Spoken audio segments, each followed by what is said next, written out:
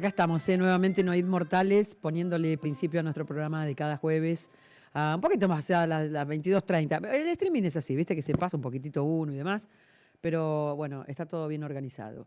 Che, antes de empezar, quiero agradecerles porque en la jornada del día de hoy me entregaron un premio que es muy prestigioso en la República Argentina y que a mí me llena de orgullo.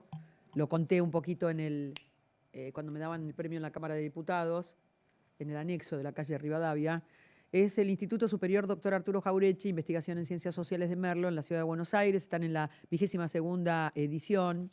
Estaba organizado por el director del instituto, el profesor Marco Aurelio Rosselli, y también por Aldo Leiva. Aldo Leiva es un diputado nacional que es el primer veterano de Malvinas que llega a la Cámara de Diputados. Así que le mandamos un beso muy grande, lo felicitamos. A mí el premio me lo dieron los veteranos de Guerra de Malvinas.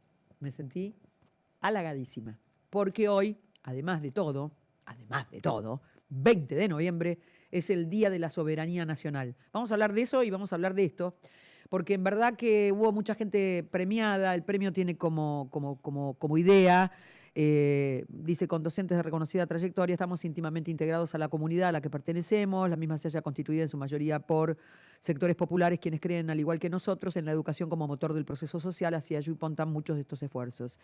No cuentan con apoyo económico, estatal. Continuamos con el sendero de la construcción de un pensamiento contrahegemónico, partiendo desde un análisis de la realidad estrictamente científico. Hacen investigaciones, hablaron de las investigaciones que están haciendo. La escultura que me otorgaron es la imagen de Jauretche, una de bronce, muy linda. Es pesada, 4 kilos, 800 gramos pesa, pero es muy linda, muy bien realizada por Carlos González, que es un artista nacional.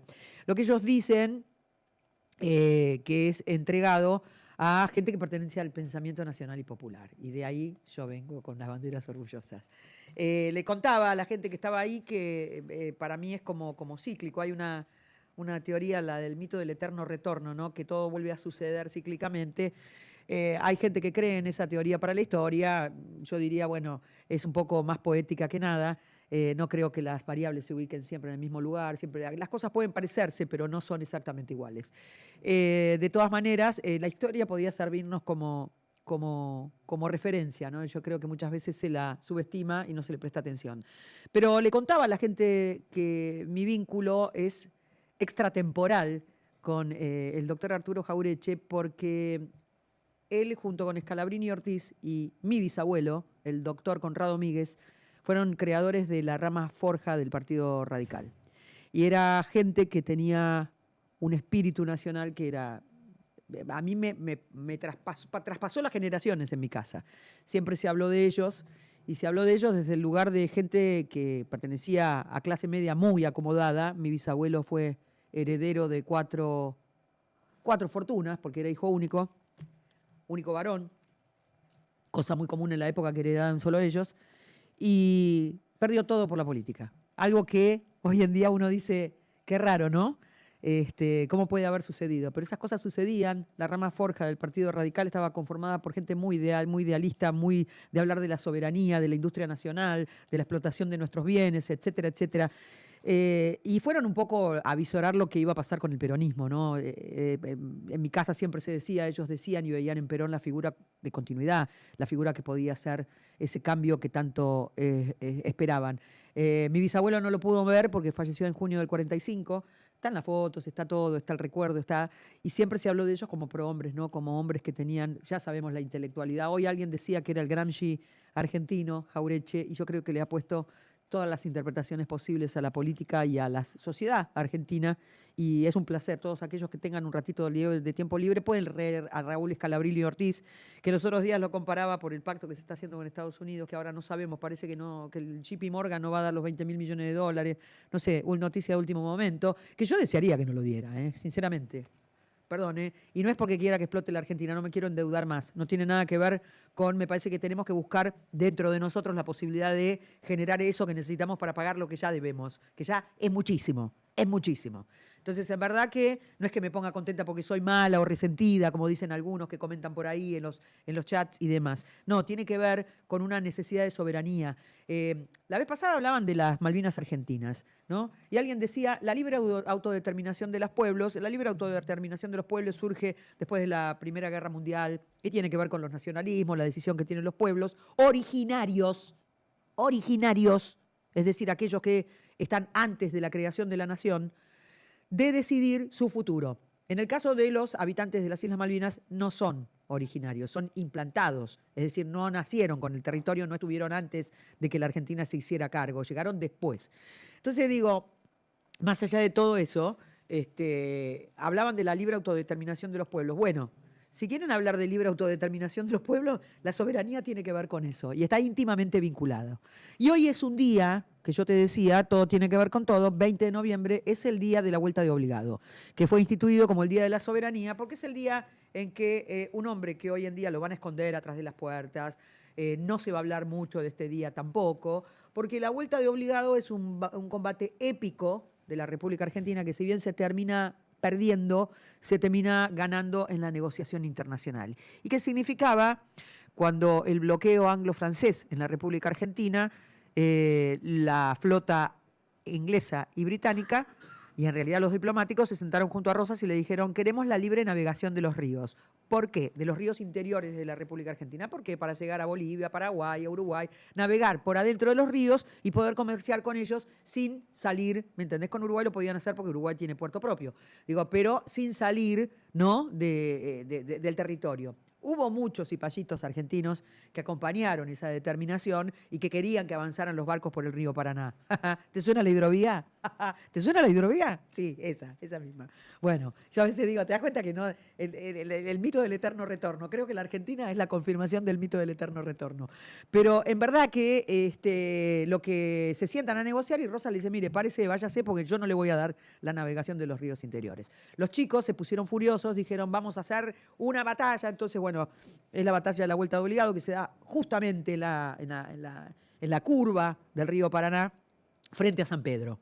Si ustedes van ahora a San Pedro, van a encontrar desde el año 2010 una reserva ecológica, porque es reserva ecológica y reserva histórica. Divina. Yo estuvimos en el 2023. Está muy bien cuidada. Hay un monumento de Rogelio Policelio hecho totalmente en chapa, que habla sobre lo que fue la batalla de la vuelta de obligado. Ahí tenés algunos historiadores que podés contactar dentro de San Pedro que te van a contar cómo se ubicaron las baterías, dónde estaban la Manuelita, la Guillermo Brown, había una que se llamaba el Restaurador Rosas, creo. Eran las 4 baterías o 5 baterías que se instalaron para enfrentar desde tierra a estos muchachos que querían entrar gentilmente por nuestro río, aunque nosotros decíamos que no. Como tenían esa necesidad de que no lo hicieran, encontraron, como ellos venían armados hasta los dientes, con barcos a vapor y cañoneras que nosotros no teníamos, encontraron una forma que fue la de encadenar los barcos. Y encadenaron con cadenas muy gruesas de 700 metros de punta a punta, 24 barcazas para que no pudieran pasar. Tiro, bombo, matraca, bueno, no podían pasar.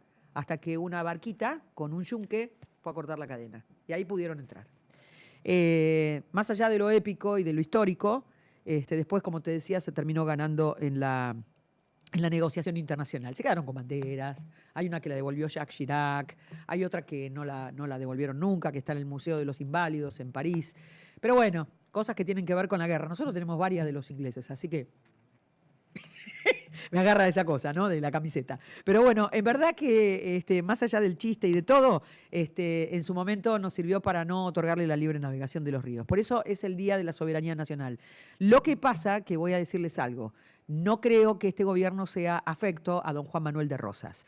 Entonces, en verdad que por eso no se ha hablado mucho del tema, sino que se utilizó como un feriado turístico al que se le agregó un día más para que la gente disfrute de sus vacaciones. Pero saber qué sucedió, ni eso. Vayan hasta San Pedro, son 190, 200 kilómetros de Capital Federal que van a comer unas ensaimadas riquísimas que hacen los mallorquines, ¿no? Y tenemos ahí, tenés de todo, Podés comer frente al río Paraná, una trucha riquísima. Podés ir a los museos, al Museo Regional, que es divino. Es hermoso, la verdad. Vayan, disfruten y vayan a la vuelta de obligado y no miren hacia el puesto que tiene un nombre británico. Es increíble, es increíble. Yo creo que, y esto se lo digo sinceramente al intendente de San Pedro, muchachos, no le permitan a alguien que tiene en la playa donde se realizó la vuelta de obligado un bar que se llama Beach no sé cuánto. Es que se levanta Rosas y dice, pero ¿para qué todo esto? ¿No? Es genial. Pero bueno, son las contradicciones argentinas. ¿Eh? Es genial eso. Yo me acuerdo que nos miramos y dijimos, pero esto no puede estar pasando. Bueno, chicos, saliendo de ese tema, la Argentina, estaba leyendo eso, te decía, que parece ser que el JP Morgan ha retrocedido en la entrega de los 20.000 millones de dólares. Se cayó el rescate de los bancos a la Argentina. Confirmó a través de un informe de The Wall Street Journal que JP Morgan Chase, Citigroup y Bank of America suspenden el plan de rescate de 20.000 millones de dólares planeados para Argentina. Otra promesa del gobierno que se convierte en una estafa electoral. En verdad que hay muchísimas cosas que están pasando en la Argentina que tienen que ver con esta crisis, ¿no? Que el gobierno se niega a definir, ¿no? Y que más allá de todo nos pone en considerando de algo, que es el hecho de que el presidente, más allá de que dice que arrasaron en las elecciones, que está bien, ganaron las elecciones, yo no voy a discutir eso, se gana con un solo voto. Eso no lo... Y en vez de disfrutar eso, tergiversan los números. Ayer en una conferencia, que no sé cuántas conferencias, pues ya pierdo el hilo, estaba diciendo que había ganado 41-24, lo cual hacía que si hubiese sido una elección presidencial ganaban en primera vuelta. Así que prepárense para el 2027. O sea, celebrando que en la próxima el peronismo por ahí cae un poco más y demás. Primero que Argentina es impredecible. Segundo es que no es verdad. El peronismo sacó un 32% del 66% de los que se presentaron a votar. El 9% pertenece a Provincias Unidas, un espectro recorrido básicamente por algunos peronistas. Y había otro tanto por ciento que andaba dando a vuelta por ahí por distintas vertientes que conforman el peronismo que se presentaron separadas. Digo, si queremos hablar de Fuerza Patria, el 32% de la población, del 66% que se presentó a votar, votó por Fuerza Patria. Entonces no es un 41-24. ¿Estamos claros? Digo, porque en verdad que ya estamos entrando en el lugar donde se tergiversa y se miente de una manera descarada. Entonces, no sé a dónde vamos, ¿por qué? ¿Por qué se hace esto? De todas maneras, quiero insistir, siguen desregulando cosas. Se desregulan, hoy vamos a estar hablando de medicamentos, porque se desregulan los medicamentos. La Food and Drug Administration será la que regule medicamentos por encima del ANMAT. Es decir, esos medicamentos que se permita entrar a la República Argentina no necesitan el chequeo del ANMAT. Una locura. Eso se llama pérdida de soberanía.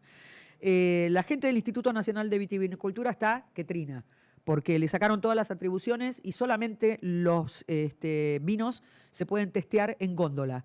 Es decir, todos los procesos, todo lo que significa una posible adulteración, todo lo que significa la calidad del vino que se necesita la certificación intermedia para que llegue a los mercados internacionales, no van a existir más. O sea, la competencia de los mercados internacionales se va a ver vista nublada para los productos argentinos justamente por la ausencia de esa certificación. Cosa que pasa con la carne también. Entonces, los yerbateros están que trinan, hay una cantidad de sectores que ya esta cosa de la desregulación no les está haciendo mucha gracia.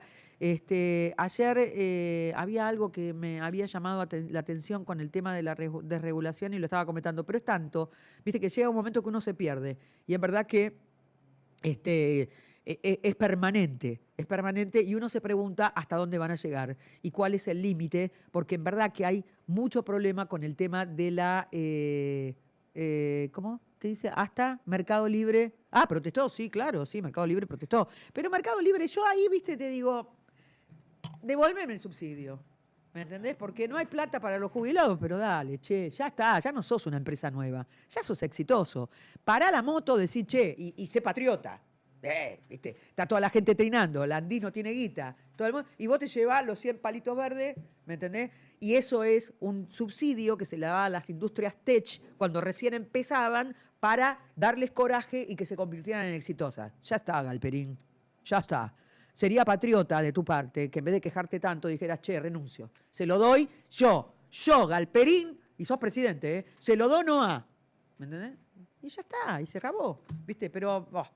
la boleta. Cuando le den una ventaja mayor, superadora, ahora le jode Y yo le voy a decir algo, que se preocupe, le jode porque tiene que competir con Temu y con la otra, que son, claro, pulpos. Son pulpos. Cualquier cosita te sale 10 lucas. Una cosa que acá te sale 100 te sale 10 lucas. Bueno, algunas cosas son de terror, ¿eh? A mí se me ocurrió para probar comprar un par de zapatos. Casi me amputa los 5 dedos de los pies. Casi quedó, ¿me entendés? Knockout. Pero no me gustan los productos, no compré nada más porque no. Pero sí, hay mucha gente que compra tecnología, porque la tecnología es muy barata. Y ahí es donde él, que ya está vendiendo productos internacionales, porque vos entrás a Mercado Libre y hay productos internacionales, no te haga, porque yo encontré, no te haga, ¿me entendés? Hay productos internacionales con courier y demás. Pero lo que yo le digo es que se preocupe realmente, porque Mercado Libre vive mayormente de las pequeñas y medianas empresas. De aquellos que tienen una pyme, una empresa familiar, y que hace productos para vender a través de las plataformas. Si se siguen fundiendo, vos también vas a tener un problema. Entonces, en verdad que me parece que la amplitud tiene que salir. Yo digo, respeto la ideología de cualquiera, pero esta cosa, que no es pensamiento lineal, porque el pensamiento lineal es otro, pero así, o sea, nubladito, que te hace ver de acá hasta acá, y no todo lo que hay alrededor, es lo pernicioso y lo más pernicioso para esta sociedad. Y le está pasando a mucha gente que mira de acá hasta acá. Todo lo que pasa alrededor no lo ven. Ayer tuve una discusión con respecto al precio de la nafta. Que sale un dólar la nafta. Bueno, ya no sale un dólar. Un litro de nafta de la empresa nacional sale 1.780 pesos. No es un dólar. No es que el dólar baja. Pónganse de acuerdo, muchachos, porque yo ya me mareé.